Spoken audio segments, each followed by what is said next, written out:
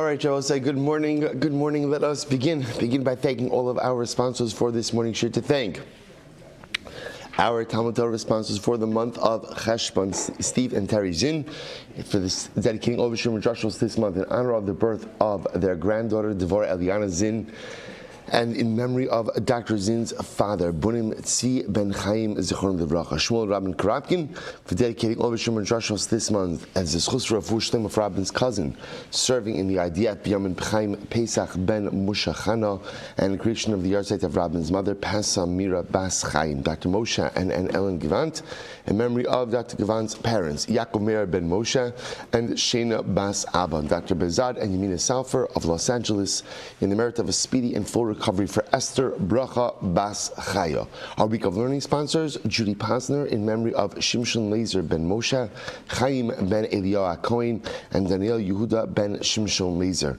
And Leah Sol, in memory of Samuel Wolf, Zichron Livracha. May our memory be an inspiration for us all. In our day of learning sponsors, Baruch Hashem, Valentina Vase, in loving memory of her brother Aaron Davidovich, Zichron Livracha. We hope that in the merit of our Talmud Torah, all of the Neshamas Lav and Aliyah, the families Ein Nechama, all of those who need a refuah should have one together with Kol Cholei Yisrael.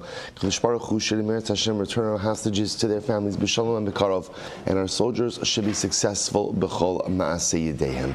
Well, so with that, let us begin. A lot to do today. Really great daf out of us. So I'm finishing the parak today. Today's daf is Kuf Lamed Tes 139, and we are picking up Meretz Hashem at the Mishnah on Kuf Lamed Ches Amud Beis 138b, the bottom of the Amud. Ha'av Tolish u'machil l'chol mishiyirtzeh. I'm supposed to remember again, referring to the same case that we've been dealing with up until this time, which is a father is allocating his estate to one of his sons. Now remember again, the way we've established that these gifts work is that essentially a father is giving over title to his son now, but retaining usage until his death. Then at the point of death, that usage is called peros. Then at the point of death, Peiros usage shifts over to the son. If you take a quick look at the Rashbam for just a moment, the Rashbam is 5 lines up from the bottom. Ha'av tolesh u'ma'achil ha'kosef nechasav libno la'achar mosokai. So we're talking about a case where a father is allocating his estate to his son after his death. The akni le gufa mihayom upiri le'achar misa. So Rashbam explains, how does that type of gift work? So father gives over title to the son now, but retains usage until his death. The hilchach ma'achil ha'av b'chayov peros shetalish lechol mishiyirtzeh avamash. So therefore again, what that means is because father retains usage. Obviously, what does usage mean? Usage means that he gets to use the produce however he wants. So if he wants to consume it, he could consume it. If he wants to sell it, he could sell it. He could do whatever he wants with that produce. So therefore, again, so again, we'll talk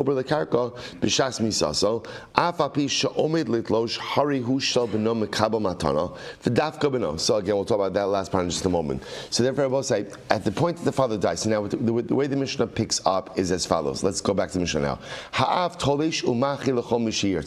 So therefore again, we'll call him Yaakov. Yaakov goes ahead and assigns his entire estate, gives a gift to his son Ruvain. The way that gift works is Yaakov retains usage, gives over to Ruvain his son.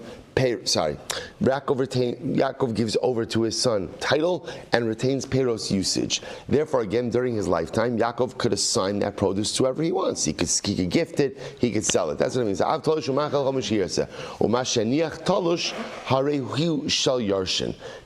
Yaakov dies, let's say it turns out that there is cut produce left on the field.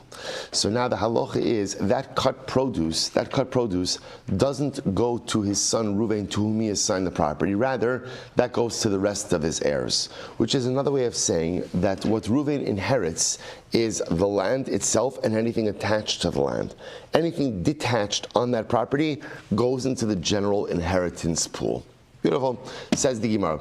Talosh in muchaber lo. Now, what you can infer from this is it's only the detached property that goes that goes into the, if you actually look into Rashbam, Talush in last Rashbam, Masheniach Talush Harehin Shel Yarshin, Aval HaMechuber Harehu Shel Mekabel Matana, Dika Gufa Shel Karkadami. So also what that means is like this. So therefore, when Yaakov dies and he goes ahead and he leaves, now at the point that he dies, so his son Ruvain gets usage, Peros, not only title, but gets usage, Peros over that property. Anything that is attached to the land also goes to Ruvain, but apparently any detached produce goes to the rest of the inheritors. So the Gemara says, Talushin, it's only detached produce that goes into the general inheritance pool. Mechuber lo, anything attached produce goes to Ruvain as part of his allocation. Okay, so we'll say, so therefore again, so just to frame this for a second, again, one more time. Yaakov, father, goes ahead and makes a matana shemira to his son. He's giving, or not, should this, I take it back. It doesn't have to be matna shemira. It could just be he's allocating his estate to one son. The way the halacha understands that gift works is, what is father giving Ruvain at that moment? What is he giving him? Title. What is father retaining? Usage. At the time that father dies, usage, what we also call peros, goes over to his son. Now the Mishnah gets into what about produce of that land. So obviously, during the lifetime of the father, the produce is his. He's using everything. What about when he dies? Let's say, and therefore by definition, during the father's lifetime, if he wants to sell produce, assign produce, that's his prerogative as well. Now when he dies, right, so now Yaakov, father, dies. There's produce left on the field. There's two different types of produce. There's attached and detached. So the Mishnah tells us, interestingly enough, detached produce is not considered to be part of the gift to Ruvain. So where does it go? Now, if it goes into the general inheritance pool, so it goes to Yaakov's other inheritors. Attached produce, however, is part of the gift to Ruvain, and therefore he acquires that. The Gemara now says, is that true? So Talush in Mechuber lo. So is that true that attached produce is part of the gift that goes to Ruvain, that goes to the designated son? Is that true? Top of Kof Lamed Tes 139a. But Tanya, we learned Shaminas HaMechubarin L'Lokeach. So both say, listen to this. Now let me take this case outside, then we'll look at it inside the Rashbam. Remember we had last time the following situation. So same case, Yaakov father goes ahead and gifts to one son, Ruvain. Now I will say, what's halacha? Remember we saw this was a Mishnah. Neither Yaakov nor Ruvain are allowed to sell the field, right? Yaakov can't sell it. Why? Because he doesn't have title. Ruvain can't sell it. Why? He doesn't have usage. So neither should sell. But let's say Ruvain the son did sell it. Let's say Ruvain's son did sell it. What's the halacha? Is the sale valid? It is, but it doesn't really vest until Yaakov the father dies. So now, watch this. So now let's say, okay, let's play this out. So Yaakov father assigned his estate as a gift to Ruvain. Ruvain sold it while Yaakov was still alive. Now Yaakov dies, and let's say Ruvain sold it to Levi. Now Yaakov dies, so Levi goes ahead and gets the field. So the Gemara says, the Brisa says that upon the death of Yaakov, Levi gets the field. We assess the value of attached produce, and that attached produce, either the produce itself or the value, does not go to the purchaser. Rather, who does it go to? It goes to the heirs of Yaakov. What do you see from here? You see from here that attached produce is not included in the gift. So what's going on over here? A contradiction. Now let's see it in the Rashbam. The Rashbam says, I will say, second on the top, second wide line in, well, second line from the top, middle of the line. Perusha. No. Yaakov goes ahead and writes all of his property to his son Ruvain. And Ruvain goes ahead and sells all of the property while his father is still alive. Now that's a no-no, but it works. In other words, right, the sale doesn't vest, but technically it works. Then later on, Yaakov the father dies. So again, upon the death of the father, Levi the purchaser gets his purchase. However, ela begufa shel karka. Aval bepeiros afagav demichubarhim liyarshin. Leficha shonas therefore, but yet, if upon the death of Yaakov there is attached produce, Levi, the purchaser, does not get that attached produce. Rather, where does the attached produce go? It goes to the Yarshim, it goes to the inheritors of Yaakov. What do you see from here? That attached produce is not considered part of the gift/sale. So we have a contradiction. To which the Gemara says, no, we don't. Lo kasha, kan bibino, kan ba'achar. Very simple distinction. Everything depends on who the transaction is happening with. One is talking about a transaction with the son. One is talking about a transaction with a third party. So in other words, I said the halacha is like this. When Yaakov goes ahead and gifts this property to his son, right? He gifts it to Ruvain. So now obviously what's happening over here is he's gifting the title now usage after his death. Upon his death, Yaakov has in mind that the attached produce is going to go to his son. Why? Because when a father makes a gift to his son, a father certainly does so ba'ayin yofa, with an incredible spirit of generosity. So again, the talush part, the detached produce, that's not part of the gift. But the land and anything attached to the land, that is part of the gift. However, when selling the property to someone else, to a third party, an unrelated third party, then halacha l'maisa, that is not the case. So therefore, again, in the situation or in the case where Reuven the son sells the land, and that happens during the lifetime of his father Yaakov, and he sells it to Levi, upon the death of Yaakov, Levi gets the land, but only the land, not any attached produce. Just a difference in the scope of a sale or in the scope of a gift to a child versus to an independent third party. Since a person, by definition, feels close to his son, when he goes in and he gives it, in this case, when Yaakov gifts the property to Ruvain, he has in mind that it be as expansive as a gift as possible, and therefore includes attached produce as well. Incredible. Beautiful. Mishnah. Heniach banim gidolim uktanim. Silber said this is a really interesting case in the Mishnah. So now, what we'll call back to leaving aside any type of pre-death gifts, we're talking now just about stam halachos of inheritance. So let's say again, Yaakov dies. Yaakov the father dies. He leaves behind banim gidolim uktanim. He leaves behind older sons and younger sons, so adults and children. So what's the halacha? Ein hagidolim misparnas ma'al yidei haketanim.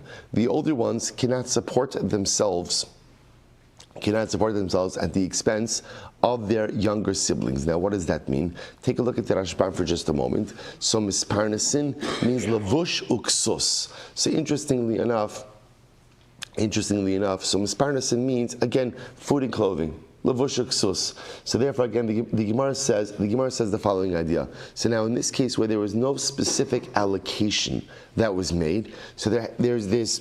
We have to be careful. If we have older siblings, younger siblings, the older siblings could technically take advantage of the younger siblings. Therefore, the Mishnah says, older siblings, make sure not to take advantage of your younger siblings. Therefore, again, what do? Ella cholkin b'shava. So we'll say what we do as soon as we can is we divide up the estate equally. Now, by the way, equally, of course, is relative. If there's a bachar, if there's not a son's, whatever it is, the point over here is, especially where you see where all of the inheritors are adults. So we assume, even if we don't rush to divide everything up, everyone's going to be mindful because there's a watchful eye. They're all adults. Where there's adults and children, we are concerned about the children. And therefore, we order a division, an equitable division of the estate as soon as we can. Nasu hagid. So this is an interesting case. Nasu hagidolim yisu aktanim.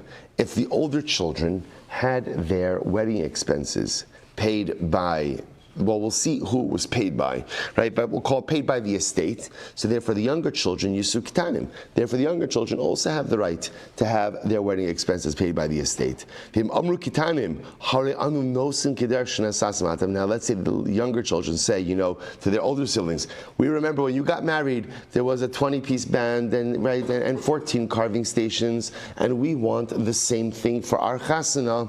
So the Gemara says, the Mishnah says, Ein shomen lohem. we do not listen to them. Whatever the older ones got from their father, they got from their father. Now, the Mishnah doesn't read normally, it doesn't make sense, because it just, in the first part, it made it sound like whatever the older ones got, the younger ones got, and then it says, no, the younger ones get something different than the older ones. So we'll reconcile that in the Mishnah. Next, hiniach banos gedolos ktanos. So we'll say, in the first case, in the Mishnah, there were sons. Adult sons, adult sons, and minor sons. Here, what about daughters? Banos gedolos ktanos. So again, older daughters, younger daughters. Ein hagidolos misparnasos aydiak ktanos. So it seems to be the parallel halacha. The older girls should not take advantage and support themselves from the estate at the expense of their younger sisters. Nor should the younger sisters be supported at the expense of their older sisters. Ella cholkos b'shava. So it sounds like the same halacha just by daughters. That when you have this mix of adult and children inheritors, just divide up the estate. Just divide up the estate. This way everybody gets their share. We don't have to be worried about anyone taking more than what they're entitled to. Next, nasu gidolos yisu kitanos. If halacha l'maaseh the older daughters were married off by the estate, so the younger daughters are entitled to get married off by the estate as well. Vim amru kitanos. First white line I will say. Vim amru kitanos hari anu nosos kiderash shenasasim atem. Now let's say again the younger sisters say their older sisters again. You have beautiful chasanas. We want to have a chasana like you. Ein shomen lahem. We do not listen to them. So also we'll have to see exactly what this means. Now, interestingly enough, ze chomer bebanos mi bebanim.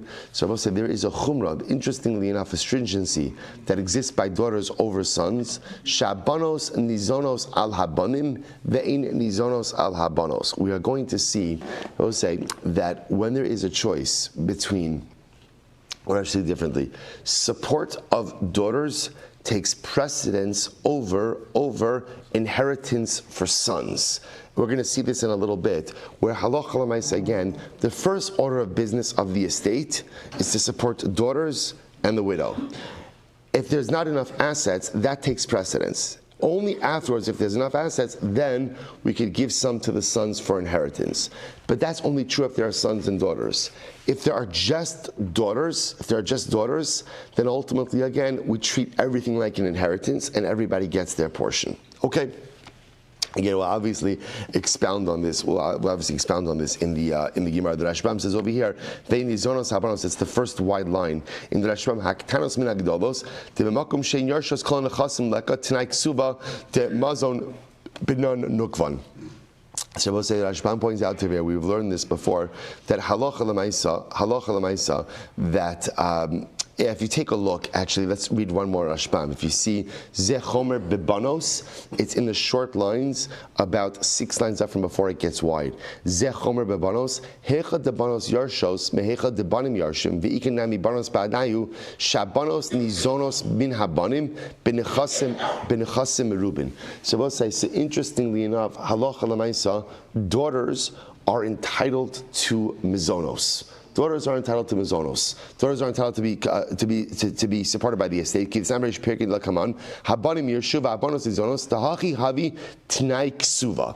we'll say, so remember again, the concept that a state is obligated to support daughters was written in the ksuva. I'm sorry, Benon nukvan diyahavan lechi minoi inon misnazim in chasai. That's the phrase. Literally again, daughters that I have from you will be supported by the estate. See, interestingly enough, with the Mishnah, and again, we'll get more into this in the Gemara, that when there are sons and daughters, so really financial precedence goes to support the girls, and then again, if there's money left over, that could be inheritance for the boys. Again, we'll discuss how much money. But if it's just daughters, then that stipulation of the ksuva doesn't kick in. We view the whole thing as inheritance, and all the daughters get their portion of inheritance. Okay, let's see the Gemara. Both say a lot of really interesting halachas over here. Amar Rava. They both say I am on Kof Lametez 139a, second wide line in end of the line Gemara. Amar Rava. Now third line. Hi Gadol. My David. So let's listen to this. So remember the way the Mishnah started? The way the Mishnah started is no siblings should take advantage of the estate and kind of dip into the pool and take for themselves and put someone else at a disadvantage. Rather, what should they do? When there are adult and minor siblings, just divide up everything. Let everybody get their portion, and then everybody can do whatever they want with their portion. So now Rava says like this: if one of the older brothers went ahead before the estate was divided and took money from the estate for his clothing, it's not good. It's not good. But my David, what he did is done. What he did is done. In other words, you can't claw it back. If you look at the Rashbam, Gadol Achi, Shenose Venose Menechasem, V'ika Hanal Liasmi, Ki Mechse Belevushim, Noem Kiechid L'shtam Minei, My David, V'lo Yitlu Kinegdo, Miu Lechatchila in Levazvez B'mamon Echav Kolkach. So I'll say we'll discuss with his brothers in just a moment. So if an older brother went ahead, took money from the estate, used it for his clothing, shouldn't do it. Right? In other words, no one should be taking money from the estate while it has not yet been divided. It's not right. And if somebody does, generally what we'll do is we'll deduct that from his portion. But in this case, if the older brother took money for his clothing, we don't collect back. But one second. But the Mishnah says you're not allowed to do that. The Mishnah says that older siblings can't take property from the pool, right? They can't take property from the estate. To which the Gemara says, no. Masnisin besircha. So we'll say, so first of all, before we go on, Rava's statement is what Rasham was saying. Rava's statement was talking about an older brother who is kind of like in charge of managing the estate. So for him, it is in the best interest of the estate that he is clothed well. We'll say is a profound idea. Why? Because since he's representing the estate, he's got to look good. And I'll say again, there is a reason why the Torah Kedosha goes ahead and makes sure that there are big day kahuna. Right? Why is it that Kohanim can't roll in wearing whatever they want? Right? Why? Because I will say, clothes make the man. At the end of the day, the way people glean their first impressions of who and what you are is how you're dressed. It's not a superficial thing. How you dress, how you present yourself, how you put yourself together says a lot about how you think about yourself and how you hold yourself. A person looks like a shmata that is reflective of what they think of themselves. Then clearly, if you dress like that and you present like that, then you don't recognize that you are truly a Tselem Elokim, that you are truly an image of HaKadosh Baruch Hu. But a person puts themselves together, that shows that again, that I know that I'm chashuv, I know that I'm important. I'll tell you just the message. This is a funny story. I've always been makbid with my sons that they tuck in their shirt. And it's hard with yeshiva bachrim. Well, now they're not bachrim, now they're fathers. But when they're so. Because like a yeshiva bacher, is a prince of Torah. As a prince of Torah, you should look like a prince. You should look like just put together. So when my son Mordechai, we just had a baby, Elana Tova, Baruch Hashem. So he sent me a picture in the hospital, and it was a long day. It was all disheveled, and his shirt was out. I said, Shefer Mazel Tov, just do me a favor. Just before you forward the picture, just either crop it at the bottom a little bit, or just take one more. Just take one more. My wife was there. She's like, really? Not. So again, there's something to presenting yourself in a certain way. Each and every one of us is an ambassador of the Ribono Shalom, and I'm not even a yeka, right? Each of us is an ambassador of HaKadosh Baruch Hu. So both say it's important. This way, by the way, also just as an aside, this is why, like even for davening, we have halachas about how we go ahead and we come in. Right? There's halachas. It's not there to stamp out a division. It's there because understand who you are, and understand what you are, and understand the koach and the power that you bring to this world. So dress accordingly. Make sure your outfit befits your station in life. So therefore the Gemara says over here, that again, that halacha l'maisa, we want the older brother to go ahead and I want the older brother to look good. So that older brother who's managing the affairs of the estate, great. Let him take the clothing and let him dip into the estate, take the clothing, because that's for everyone's benefit. However, the Gemara says over here What is our Mishnah talking about? Our Mishnah is masnitza b'sircha. So we'll say, what's a sircha? Sircha is a brother who sits and does nothing. Adam batal she'ein lahem revach badavar. Right? So that's okay. He's the brother. He's the brother who does nothing. So he sits around. So that guy sits around, so there's absolutely no need for the estate to invest in his wardrobe because, again, there's no return on investment over there, right? It's not doing anything. So the Gemara says, Sircha Pshita. So obviously, again, unfortunately, if he's doing nothing, right, and the Rashbam says over here, Sircha Adam Batal She'ein Lahem Revach Badavar. So if he's a Sircha, he's not doing anything. So again, so Pshita. So Ma'adatema Nechaluhu Delo Nival. So you might have thought, even for that brother, it's in the best interest of everyone that he not look fashleptzach. That's Latin, right? So you might have thought that again. That may be again, it's in everyone's best interest that he not look all disheveled. Kamash Balan though. I mean, yes, no one wants him to look disheveled, but that should be on his own dime, not on the estate's dime. Incredible. I will say, it's fascinating to see almost like the way that life works is the concept of reciprocal investment. In other words, if you're contributing, then others should invest in you. If you're not contributing, then don't expect any type of reciprocal investment. So older brother, or whoever, it doesn't have to be the older brother, the brother who is managing the affairs of the estate, okay, he's investing in the family should invest in him. The Sircha brother, the guy's doing nothing, so okay, you're doing nothing. If you're doing nothing, don't expect other people to invest in your futile endeavors. Incredible. Says the Gemara, let's go weiter. So now this is the part of the Mishnah. This is the part of the Mishnah about marriage that didn't read well, right? Because remember again, the Gemara says, "My Kamar." What does the Mishnah mean? Because the Mishnah made it sound like if the older siblings got married, so then the younger from the money of the estate, younger siblings are entitled to the same thing. But if the younger sibling said, "We want a chasana like you had," then halacha is no, they don't get that. So what's going on? My Kamar. Amar Rabbi Yehuda says it's fascinating. Hachi Kamar. Nasu gidolim la'achar misasavian. Yisu kitanim la'achar misasavian. So we'll say what it means is like this. There are two cases. Let's say, again, father passed away and no one's gotten married. So in this case, all of the children are entitled to their wedding expenses from the estate. Obviously, this is all provided there's enough money, right? So they're all entitled for wedding expenses from the estate. So the older kids get married, the young kids get married. Watch this. But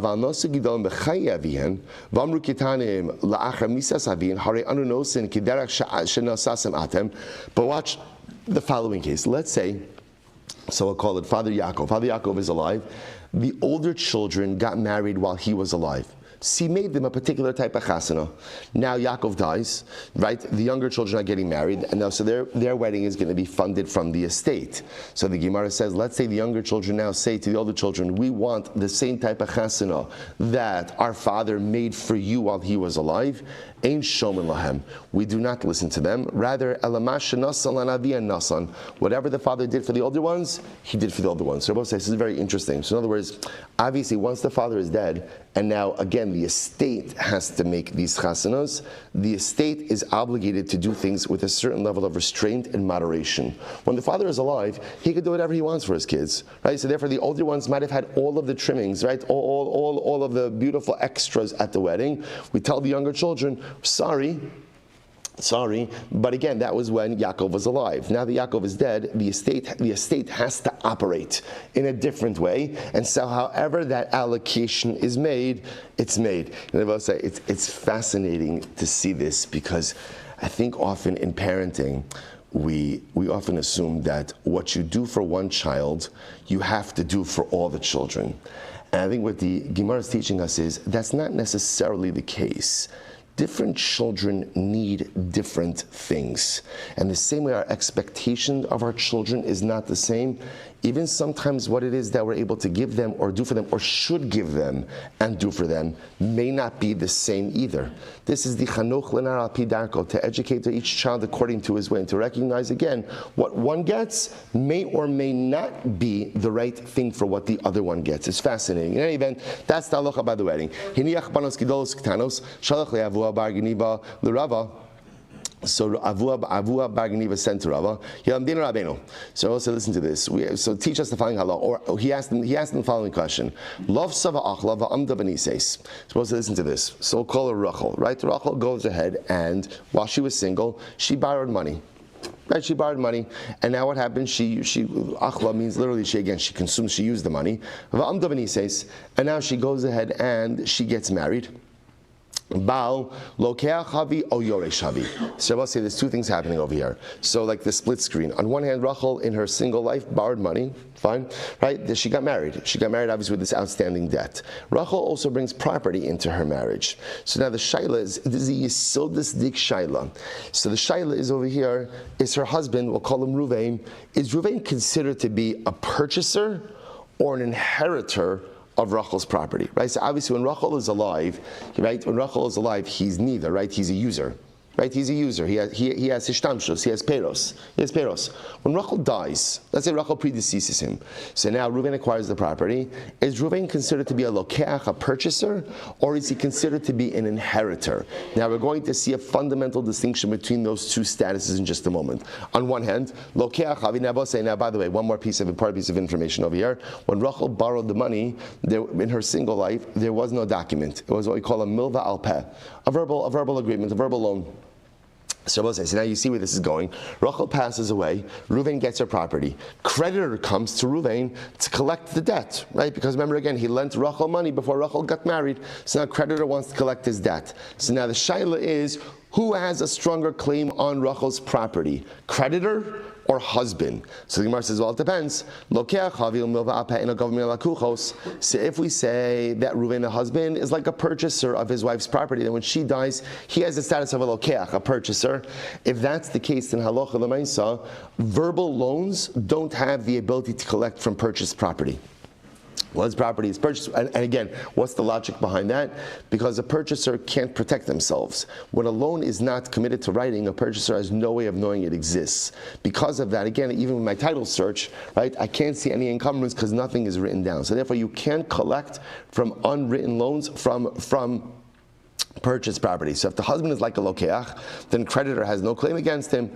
Oh, dilma yorei shavi. Or maybe the husband is considered to be like an inheritor. Umilva al peh govim en ayarshim. And ultimately, again, someone who lends money verbally is considered to be, or maybe it's considered to be like an inheritor, and therefore again you can collect unwritten loans even from inheritors. So we'll say, see here, this by the way, it's so interesting that like it's taken so long in Shas for us to come to this question, right? We know that a husband inherits his wife and he has rights in her property even when she's alive. What is the nature of those rights? Is he a purchaser or is he an inheritor? And now we see, by the way, there's an nafkamina. If after she dies, now the creditor comes along and wants to collect property from the husband, does the creditor have the right? If he's a lokeach, no. If he's a yoresh, yes. Amar leitanina, we learned this. Nasu gidolos yisu ktanos. The Mishnah said, if older daughters got married from the money of the estate, younger daughters have the ability to do so as well. This is fascinating. My love, nisu gidolos lebal yisu ktanos mibal. Doesn't it mean, Rabbi said, that's what? That if the older daughters got married, took estate property with them, that when the younger daughters get married, they have a right to extract property from their sisters' husbands in order to pay for their wedding. So you see from here that halacha l'maisa what? That halacha l'maisa, the younger sisters have the ability to claw back property.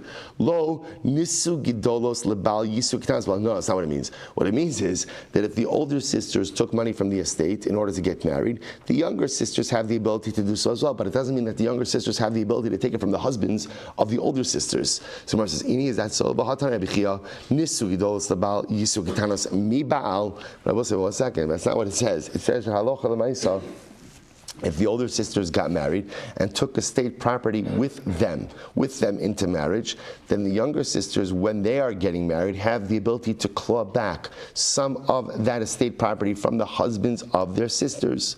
To which the Gemara says, maybe that's different. Dilma shani parnasa. Maybe support is different, and getting married is considered to be part of that support. The islay kala, because everyone knows that it exists. In other words, when a man marries a woman, right, an older sister, and he knows that she has younger sisters who have not yet gotten married, he understands that he is getting encumbered property from his wife. So maybe that's a different kind of case. So didn't Rabin send this information in a letter? What did he send? If someone died, so we'll call him Yaakov died, he left behind a widow, Rachel, and a daughter, Amanuso Nizonas Minachasov. So the widow is supported from his estate, right? That's the way it works. Niseis Habas, what if the daughter gets married? Amanuso Nizonas Minchasav. His widow is still supported by the estate. Meis Habas, what happens if the daughter dies? So Rabbi Yehuda ben Achos Rabbi Yossi ben Chanina Ayidei Hayamaisa. So what happens if the daughter dies? So Rabbi Yehuda, the son of the sister of Yossi ben Chanina, says Ayidei Hayamaisa. This happened to me. Va'amru, and the halacha was Amanuso Nizonas Minchasav. The Amana is still supported from the estate. So says the Gemara, if you say that a husband is treated like an inheritor of his wife's property, Mishum Hachi Amanuso Nizonas Minchasav. That's why his Amana is perpetually supported from the estate. Now, by the way, not perpetually, as until she gets her ksuba, until she goes and gets remarried. But if you say that he's a purchaser, Amai Nizonas Minchasav, then ultimately, why is he sustained? Why is she constantly supported from the estate? Do you think, and had Rabbi not sent that letter, would we not know the halacha? We learned. Rabbi said, this is fascinating. The following items do not revert back during Yovel. Remember again, Yovel is the Jubilee year, the 50th year. What happens during Yovel? There's a reset on land, right? All land goes back to its original owner. That's why, interestingly enough, in Eretz Yisrael, so land purchases or land sales were really long-term leases. Long-term leases. Since you know that at Yovel everything was going to go back, this maintains tribal integrity as well. But certain things do not go back. Now, I just want to point out, interestingly enough, if you want to know in a general sense what goes back and what doesn't go back, is very simple. Anything called a sale goes back. Anything called a matana, a gift, does not revert. So sales revert, gifts do not revert. That's the rule. Now you can plug it in. By the way, the Rashbam says, it's the last line, she'in chozrin lebalein she'in chozrin ela mimecher. Only sales revert back during Yovel, gifts do not. So here we go. Habachora. Firstborn portion, right? So let's say whatever the case is, but let's say again the Bechar got property from his father. So again, let's say that property, technically speaking, came from a different tribal designation. That does not go back in Yovel. Now again, why is that? Because remember, the Torah itself calls double portion a matana. Calls it a gift, and gifts do not revert back during Yovel. Next, Amud Beis, right? Habachar v'hayoresh es ishto, and one who inherits his wife. So interestingly enough, what do you see from here? That a husband is considered to be an inheritor of. In other words, this is pretty explicit. It's called one who inherits his wife, which tells you that a husband's relationship to his wife's property is that he is considered to be a yoresh, an inheritor, and not a purchaser. All right, pretty explicit. Look at the Rashbam. Vayoresh es ishto, mefarish chasam kasav yerusha sabal daraisa, v'ilokayach havi misha shenasa filu la'achar misal unafka mechlal mechar umemkar tehada biyovel. So here's what's interesting. This is fascinating. Now, by the way, we were trying to look for what are nafkaminas if a husband is considered to be a purchaser or an inheritor by his wife's property. So first of all, nafkamina number one will be, like we saw before, if Rachel borrowed money while she was single, the loan is not recorded in a document. Now what happens? Rachel marries Ruvain. Rachel predeceases Ruvain, right? Ruvain inherits her, right? Ruvain gets her property. A creditor comes to collect the debt. Can he collect from Ruvain? So now we saw nafkamina. What it depends. What does it depend on? If he's a lokeach, if he's a purchaser, creditor can't collect, because a creditor doesn't have a right to go and collect from purchasers a document that was not recorded in. A loan that was not recorded in a document. Right? If on the other hand he's an inheritor, then ultimately creditor can collect. Another nafkamina, does Rachel's property go back to its original source in Yovel?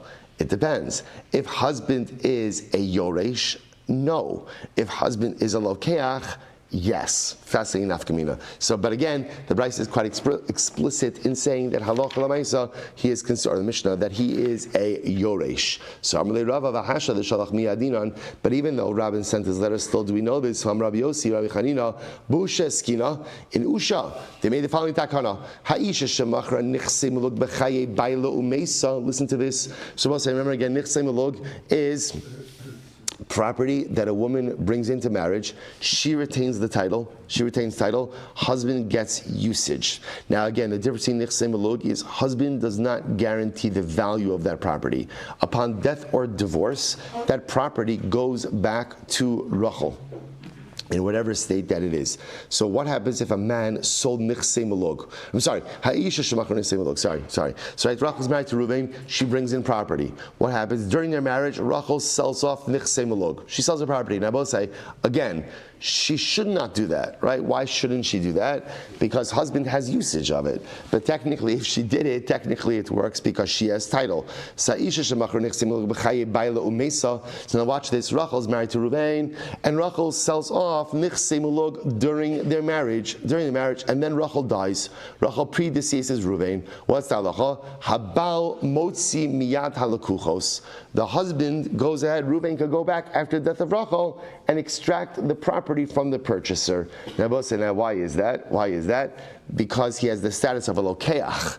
Interestingly enough, that shows that he has the status of a purchaser, and his purchase, so to speak, his quote-unquote purchase, preceded the sale that Rachel made. So essentially, like halachically, the way halachically we view it is, Rachel sold property, right? She went ahead and she sold property that really technically belonged to her husband. So we'll say, so again, we have contradictory inferences. Right? So on one hand, the Mishnah just said before by Yovel that a husband is considered to be an inheritor of his wife's property. Here we're saying he's considered to be a purchaser. So we'll say, so which one is it? Amar Ravashi, Bal Shavir Rabbana Ki Yoresh, V'Shavir Rabbana Ki Lokeach. Okay? So I'll say this is it. There's no confusion. What is it?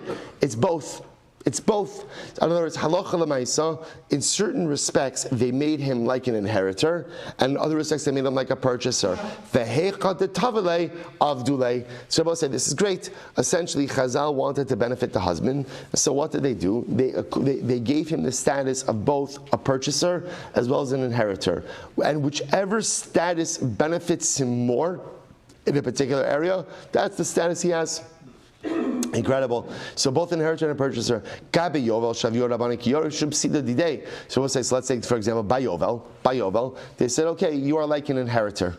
You're like an inheritor, right? Because again, by Yovel, if he was like a purchaser, then what would happen in Yovel? The property would revert back to its original owner. So when it comes to Yovel situations, we'll make you like an inheritor.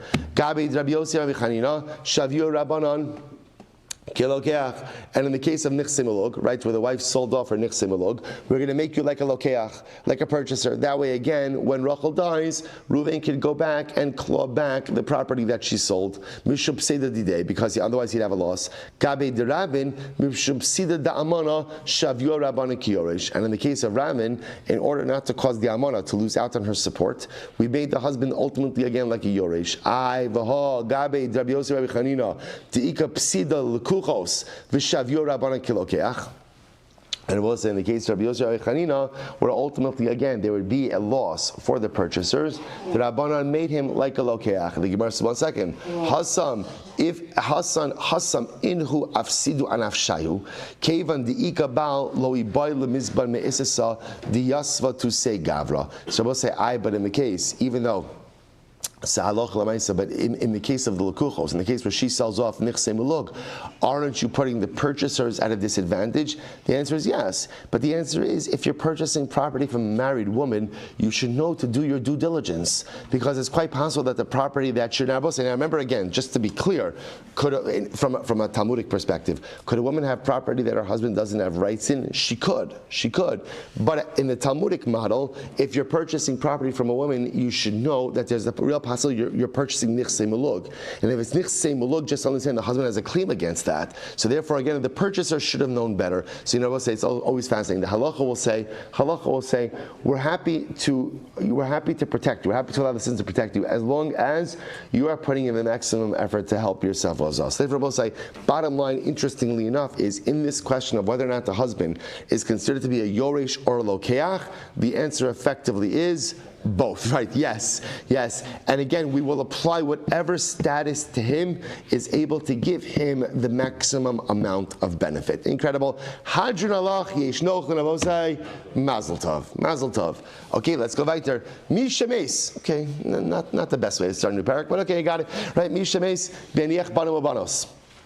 Shabbos says there's really some fascinating cases over here. Reuven dies. Well, actually, this is called Yaakov. Yaakov dies. He leaves behind sons and daughters. See, here we go. So we referenced this even a little bit in the previous Mishnah. So Bizman Shan Lechasim Reuben. So when there's enough or a lot of property, Sahabanim Yershu. So sons inherit. Vabanos Yizonu. And the daughters are supported. Because remember again. So remember, inheritance law 101. Sons inherit. Daughters don't inherit in the presence of sons, right? If it's only daughters will inherit. But with their sons and daughters, the sons inherit. But what the Mishnah introduces us to, while it's true that the sons are the sole inheritors, the daughters are supported by the estate. Now again, we'll discuss how long that support goes on for. But daughters are supported.